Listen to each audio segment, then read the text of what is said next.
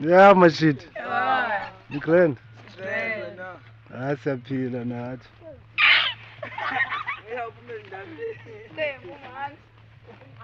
Yeah, mashit.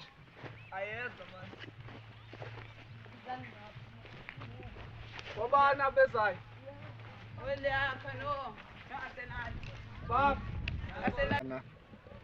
Mandenza umbulelo uqala ngokwenza imbeko uyabo nimise into zenu nibone uba manize nizomamela le nto niyibizelwayo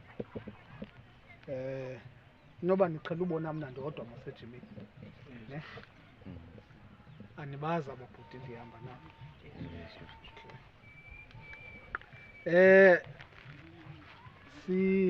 mna ndingumthabo ifani yam ndingowakwaNgqondo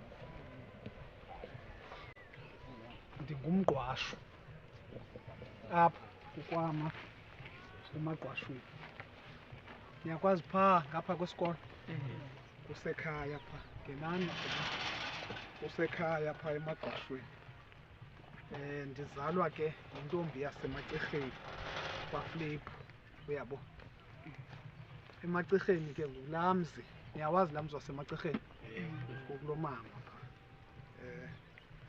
ndizalelwe ke apha eNxarhuni uyabo ndizelelwe apha eNxarhuni ndifunde ugrade 1 apha eMzongesha until ugrade 8 ne ugrade 7 apha eMzongesha ndafunda ugrade 8 eNtsonkotha until ugrade 12 ndapasa ugrade 12 ngo-2001 ndandogqiba ndahamba ndabheka eKapa ngo-2001 usukela ngo-2001 until 2025 ngoSeptemba bendingumhlali full time eKapa ndiphangela ndiqale kuphangela phaa eKapa ezifemini ndifakwe emsebenzini ngutata wakwaNdonde kwakusithiwa nguPress okanye nguMperi oobabhuti badala bazawumazi. That was 2003 ndayeka ngo-2009 usukela phaa ndaqhuba amaphela from 2009 until 2012 ngo-2012 ndaphangela kwenye organization ekwakusithiwa ngu-SOS Children's Villages from 2012 until 2015 ngo-2015 ndaphangela kwa-FNB until 2016 ngoDisemba. Ngo-2017 ndaqala ekholeji yetrafiki ndimka ke Kapa ndiphangela as a traffic office kodwa ke ndiye ndaresign ngo-2024 ngoNovemba.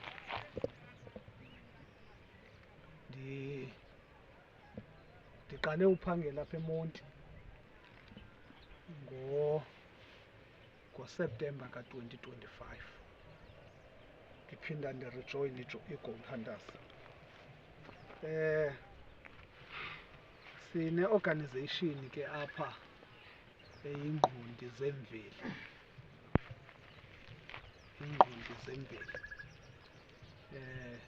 encedisana nabantu abatsha ukuze babe nokukhula sport wise, ngokwasempilweni, ngokwasengqondweni, social, nazo zonke iinkalo zokukhuthaza nokukhula kwabantu.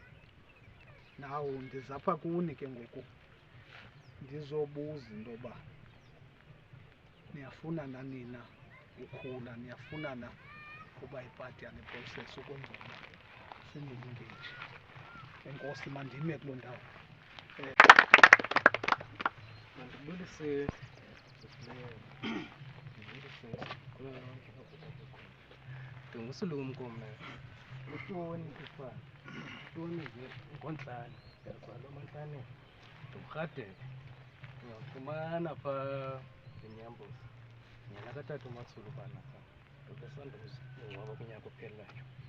Ixesha elininji ndikhula phaa eMdantsane kwaNani nakwathu ndifunda phaa eHlokomela High School shoni waniyayazi iHlokomela. Namabanga amaphantsi ndiwenzile phaa kwaNani then ndoyifunda hloko. Then after matric bendibhoksa nobhoksa, no? But then boxing ndayiyeka ke ngoku kwi-matric. Then after matric I went to Mthatha. Mthatha kune-university of Bachelor. Then I went to that university. Then there's a Bachelor of Accounting and exposure kwiinto ze-commerce neento ze-development izokwazi ukuthi sibe nakho ukuzenzela, sibe nakho ibe khona into ebahlalini. So ndizenzile ke ndayifumana loo experience yokwazi ukusebenzisana ne-development nabahlali, sikwazi nokubala neento ezidibene nemali. So ndibuya ke ngoku ndinaloo experience naloo mava ukuthi sikwazi singabahlali sidibane, sikwazi nokukhulisana singabantu abenze i-academics, kuba i-academics yeyona nto esigxile kuyo kakhulu. Ndiye ndiyikhuthaze ke into ye-academics ukuba phaa esikolweni besincedisana kakhulu emveni kopushana, ingapheleli nje ukuba simane siya nasesipothini sibuye. Sikwazi nojongana ne-background ukuthi omnye akwazi uncedisana phaa, then zeziphi i-subject one-challenge kuzo sikwazi upushana. Then sidibene ke ngoku sizokwazi ukwazana, then sikwazi ukupusha loo organization, sikwazi ukuncedisana. Ndizakhabe ke ndiyibamba ke ngolo hlobo ne, then sizawukwazi ukusebenzisana, sikwazi ngolo hlobo si-introducana ngalo, sazane nosonkeni. Then sikwazi ke ngoku sizazana nobani udlala ephi position, siyayazi ne-subject noba utye kwi-maths wona ndizakwazi uzayazi uba yabo. Then sizakwazi udibanisane, sidibane kuloo physics, sidibane kuloo maths, zonke ii-subject yabo nizenzayo. So ihamba yonke yabo, nomsebenzi wezandla into efuneka yenziwe yabo, yenziwe nayo. Ifuna uyabona lenyuka then xa igqitha apha ngendlela nizabona kunee-pillars ezimbini phaa ematshaweni ezakhiwayo ne, then ikhona i-driveway eyakhiwayo yebo, then zinazo negate. Yile misebenzi yezandla. Then zathi ngokusihamba ixesha sizawubona yebo. Then mandikhabe ndibulele ngolo hlobo. Ya mandibulise. Igama lam ndinguZamxolo Ifane Mpetuna, ndihlala apha eMzongeshe. Apho ndisuka khona ke ndisuka kwilali ekuthiwa kuseSikhobeni apha eBhisho. Bendidlalela itimu phayana kwakusithiwa yi-Eastmeads. Ndemka ndazohlala apha eNxarhuni ndadlalela itimu ekuthiwa yi-11 for Joy eMzongeshe.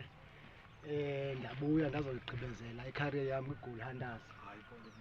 Ya ndidlala apho ke ndamka ngoku ndaphela ndayi-legend. Iminyaka yam ke i-54.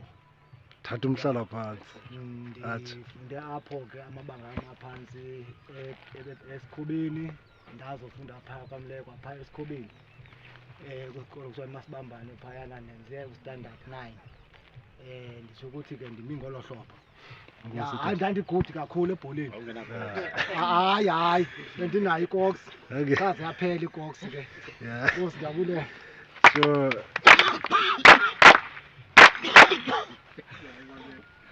hayi sangihleka nje yena uyakateli nyana wengenayo igozi angayithenga igozi ake uyeke udlale lo. Inkosi molweni bethu ngokulinganayo sonke. Luthethayo nguleta umboli libele undesana ukhangetshe utyebelendle. Ndihlala le apha eBhongweni. Kodwa ke inkaba eseqhinirha. La minyaka eyi-70s khulela phaa namabanga phantsi ndawaqala phaa eThoboshana. Usesasikolo kuthiwa iThoboshana School. Ndazogqibezela apha eMzongeshe. Ndawenza wonke nalapha eMzongeshe ke. Ibanga lokuqala ndayenza ngo-1988. I was 10 years old. Imbanga uba uyenza una-10 ke phaa isikolo sasikude kakhulu, awungenayo nangaka. Una-15 iminyaka kwakude kakhulu. Ndawagqibezela ama-dance ngoda onke nawo ndawapasa ngokulinganayo. Saze apha ebholeni ke ngoku ndifike kule team I think in 1993. Yona yenziwe ngo-92 from 11 for Joy ezantsi. Kwadityanwa kwafuneka lesibini uba abantu bakhulile baninzi. Kwakho lesibini 1992 ifunyaniswa ngamadoda ayi-5 ndizowabiza amagama wabo. Asekhona kodwa wakafi alapha phezulu. Kambe abize siyazi ngeke ndiwabize ke azochaza umcimbi nje. Sikhulele kuloo Goal Hunters ke ndabamba nami umcimbi apho ndimncane. Zonke i-division ndizidlalile. Ndade ndoba ngukapteni ndaphatha sendingumphathi ke ngoku. Ukuba ndisengumphathi ndiyandiyintoni na ngoku legend yakhona. Nditsho ukuthi ke kukude abasuke khona nale Goal Hunters. Sisayizama ke noThibos. noThibos uphuma kwezandla naye lo ubothetha apha le Goal Hunters. Sentsho sisuka kude manje. Mandibulele nangokuba lapha namhlanje khange ndicinga uba kumina nje kangoba ke ayisiphosanga kamnandi Inkosi. sibeke endaweni right ngexesha eli-right. Enkosi. Kwa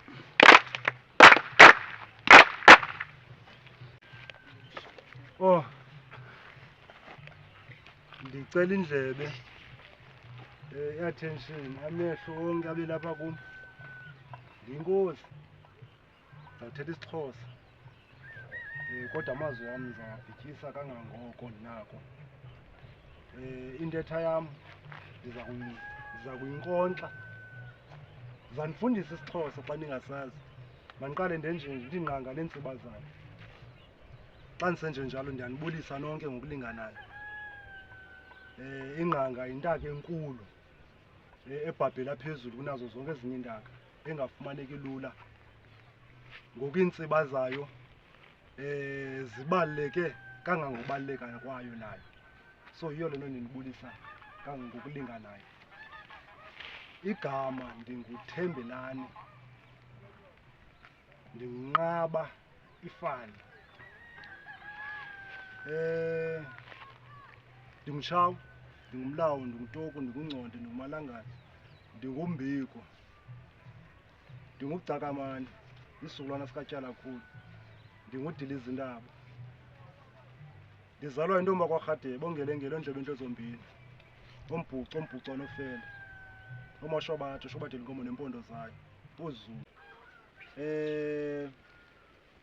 Ebesetshilo ke nomntakwethu uRhadebe phaa, uMr Tony, wathi silapha ngozoncedisana nani kwii-challenges zenu, kwimicelimngeni eninayo, because siyayazi isikolo asidalelwanga sikolo sonke, asidalelwanga ncwadi sonke. So xa usilelayo esikolweni sizawukwazi ukuncedisana.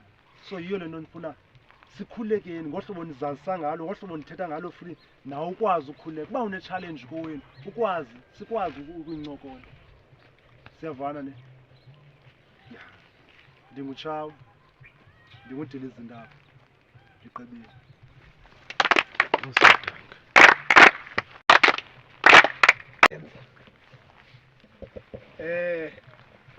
Sine-15 minutes sikhululana, kodwa kule 15 minutes ndifuna uqala ndiveze iinkalo ezimbalwa. Ngombuzo othi